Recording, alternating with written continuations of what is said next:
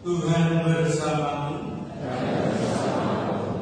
Inilah Injil suci menurut Lukas.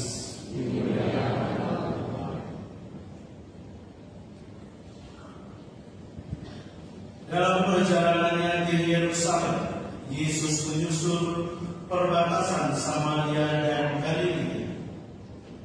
Ketika ia memasuki suatu desa, datanglah 10 orang kusta menemui Yesus.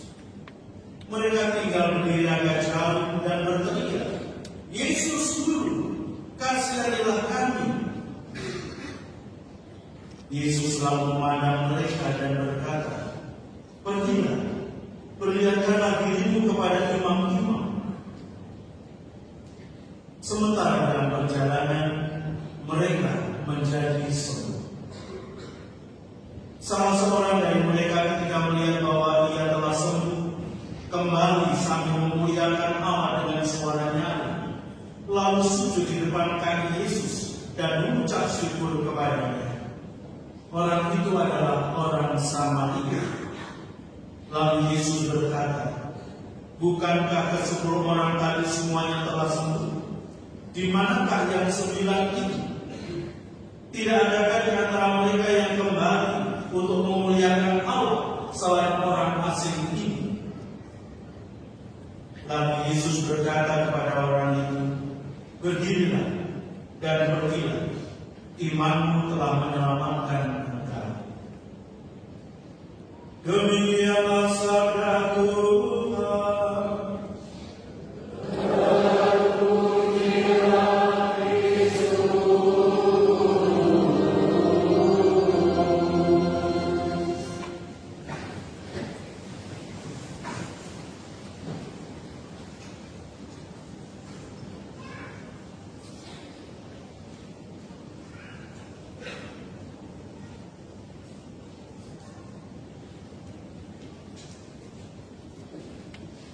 Bapak Ibu, saudara-saudari dan adik-adik sekalian yang terkasih, kita masing-masing pribadi, berapapun umur kita, pasti pernah merasa sakit. Mungkin mulai dari sakit yang sangat ringan, hanya sekedar pusing-pusing dikit, atau flu, atau mungkin juga lapar. Lapar itu kan juga sesuatu yang tidak enak dan sakit. Apalagi lapar sekali. Nah itu memang tidak enak. Tapi juga penyakit-penyakit yang lain. Satu hal yang kita rasakan ketika sakit, entah sakit yang ringan maupun sakit yang berat, adalah tidak enak. Karena tidak enak, maka tidak ada seorang pun yang bercita-cita untuk sakit. Tetapi ketika sudah sakit, tidak ada seorang pun yang bisa menolak. Karena sudah terjadi yang sakit. Biasanya semakin berat sakit kita, semakin tidak enak. Bukan hanya badan kita yang tidak enak, mungkin juga perasaan-perasaan kita menjadi tidak enak, pikiran-pikiran kita juga menjadi macam-macam. Maka satu hal yang kita inginkan ketika kita sakit adalah sembuh. Kita mau untuk segera bebas dari penyakit itu.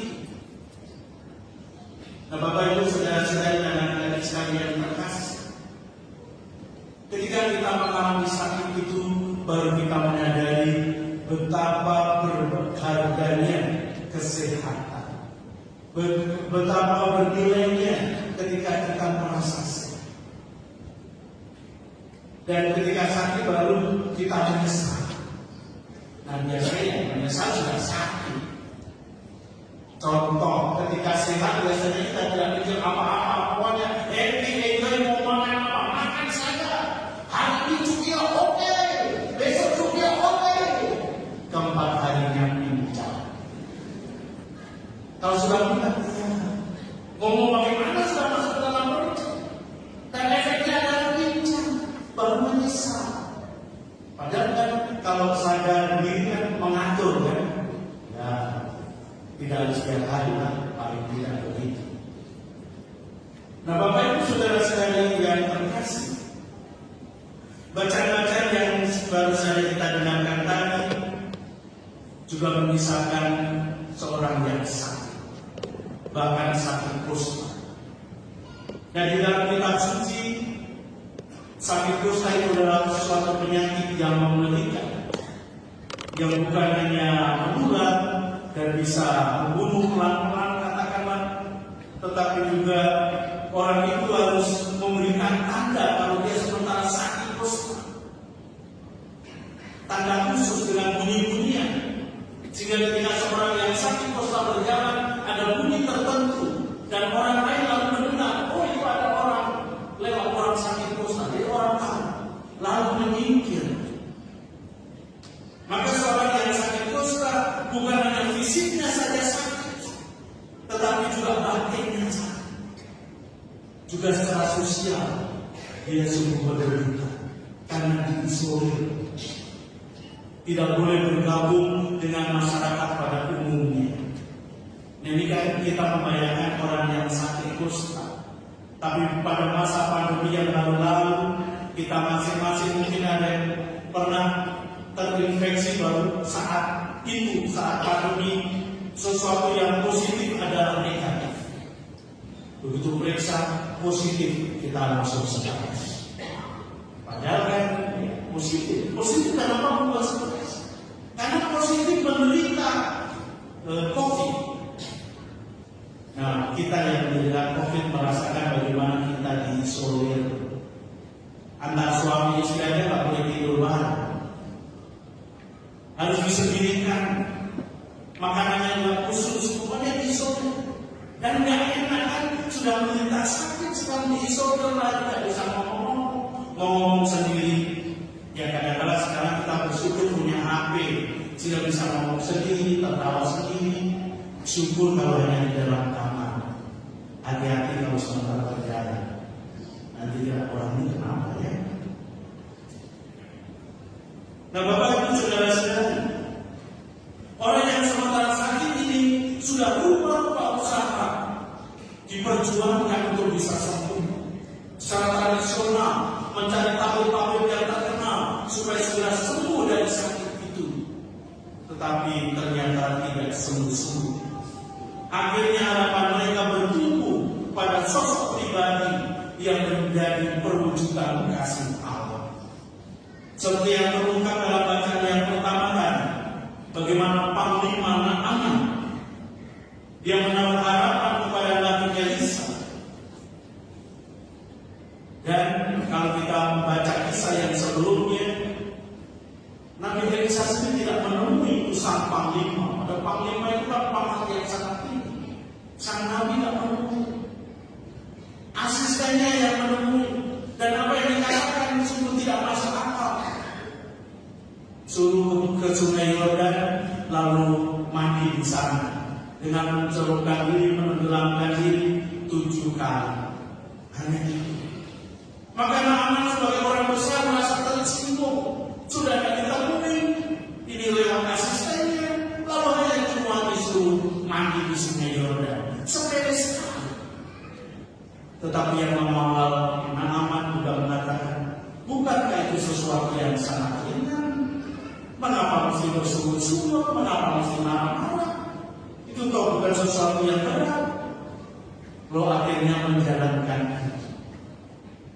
Lalu dalam bacaan Injil kita juga mendengarkan ada 10 orang kusta yang datang kepada Tuhan Yesus. Mereka sadar diri sebagai seorang yang terisolir, maka jauh-jauh berdiri lalu berteriak, Tuhan Yesus kasihanilah kami. Dan apa yang dikatakan Yesus, yang memang tidak mendekati, tidak membuat apa-apa, justru sekarang pergi aja kepada imam-imam sana, kamu melapor diri.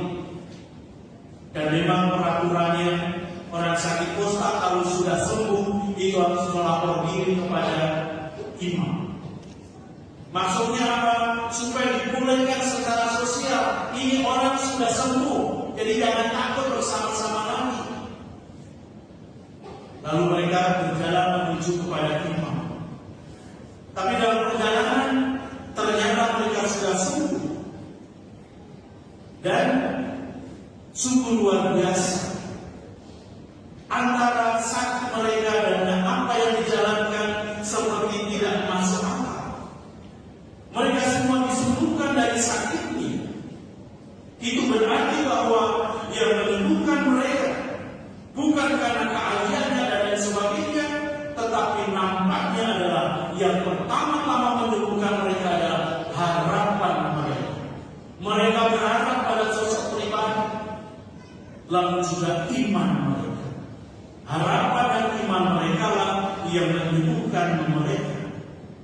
Maka kita bisa membayangkan betapa berbahagianya mereka ketika mereka mengetahui bahwa mereka telah sembuh dari sakitnya.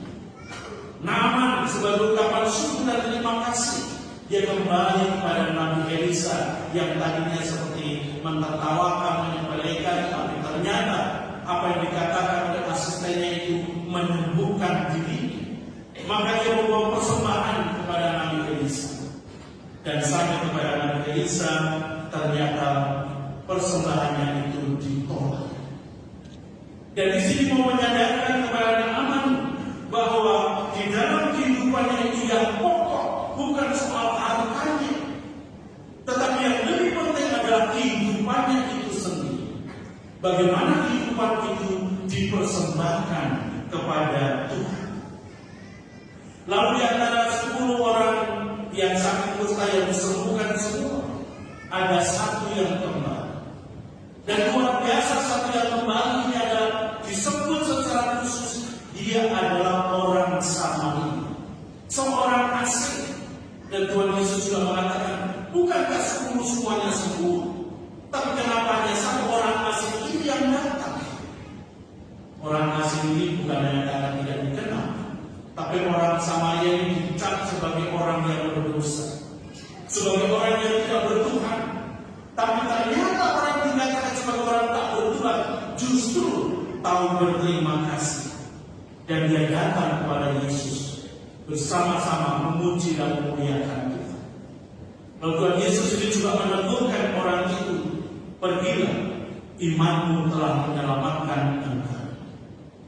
Sementara yang lain yang tidak kembali kepada Tuhan Yesus, ini juga menjadi penunjuk bahwa Allah itu mencintai semuanya tanpa pandang bulu, tanpa berbeda-bedakan siapapun kita dicintai oleh Tuhan. Walaupun orang-orang yang dicintainya itu kadang-kadang tidak setia, walaupun orang-orang yang dicintainya itu tidak menyadarinya, dan karena itu juga tidak bisa mengucap syukur dan berterima kasih atas kasih Tuhan kita. Tanpa kecuali Bapak Ibu saudara-saudari dan adik-adik sekalian yang terkasih, kita sekalian, kita dari hari-hari sebenarnya juga selalu menerima rahmat dan karunia Tuhan sebagai perwujudan akan kasih Tuhan. Ada rupa-rupa hal yang terjadi dalam kehidupan kita. Di saat tertentu mungkin kita mempunyai kerinduan, mempunyai cita-cita, dan itu telah terjadi. Doa-doa kita dikabulkan. Harapan-harapan kita yang setiap satu dengan yang lain pasti mempunyai harapan yang berbeda terjadi dalam kehidupan kita. Bahkan perjumpaan kita dengan orang-orang tertentu, apalagi dulu ketika masih muda atau sekarang yang masih muda juga, orang-orang kita jumpa, ternyata kemudian bukannya sekedar menjadi teman, tapi bahkan ada yang menjadi suami atau menjadi istri. Lalu kita sebagai orang tua dan perjalanan kehidupan kita juga mendapatkan anugerah, ada anak-anak yang mewarnai keluarga kita. Dan mungkin karena kita begitu sibuk dengan aktivitas kita masing-masing, dengan kesibukan masing-masing, sehingga kita tidak sempat untuk merasakan kasih karunia itu.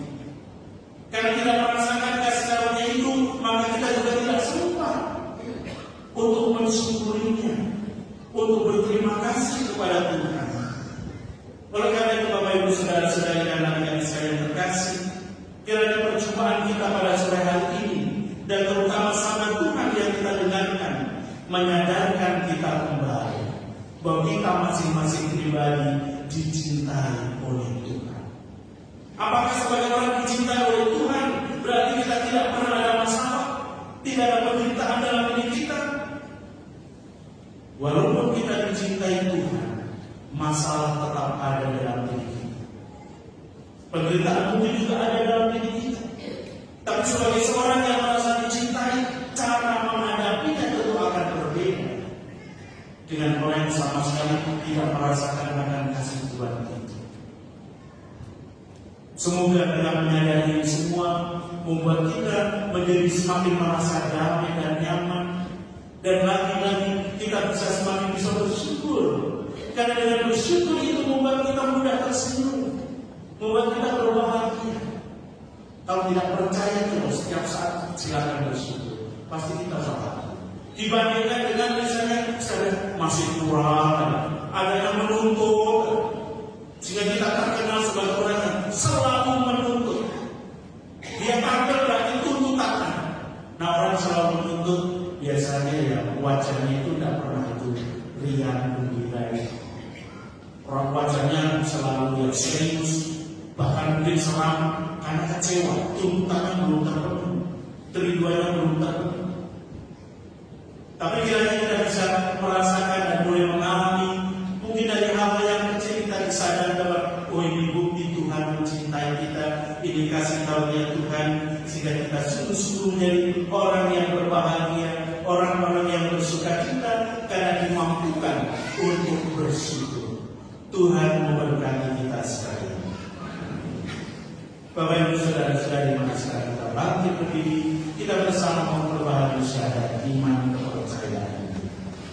Aku percaya akan